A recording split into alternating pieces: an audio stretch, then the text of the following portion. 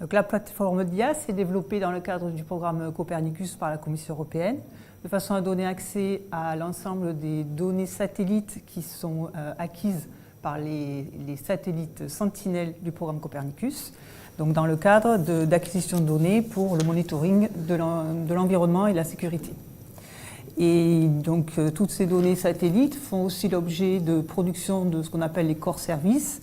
Donc on trouve 6 thématiques: marine, land, atmosphère, climat, emergency and security, qui constituent pour chacun de ces domaines plusieurs centaines de produits qui sont aussi qui vont être aussi présents sur cette plateforme. Donc la plateforme DIAS permet premièrement l'accès unifié à l'ensemble de toutes ces données.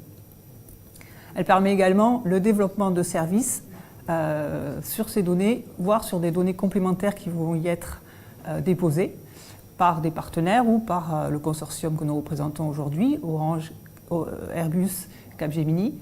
Et nous allons développer en fait cette plateforme géospatiale sous forme de marketplace pour permettre aux gens de venir déposer leurs services et de monétiser leurs valeurs. Nous sommes dans des nouvelles technologies, cloud, big data.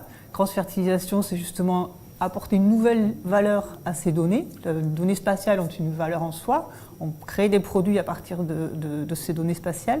Et l'idée, c'est justement de pouvoir travailler à fusionner, utiliser d'autres types d'informations pour pouvoir créer une nouvelle valeur ajoutée. Et avec les technologies du cloud, où on peut justement faire des traitements big data, de l'intelligence artificielle, pardon, on peut créer une nouvelle valeur ajoutée à partir de cette cross-fertilisation.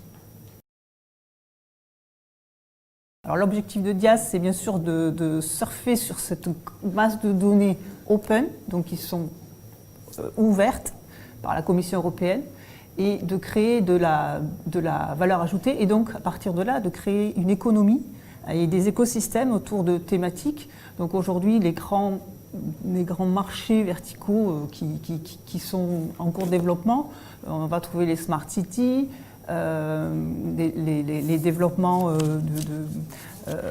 tout ce qui va être surveillance du développement urbain, les transports, donc l'énergie et le pétrole par exemple.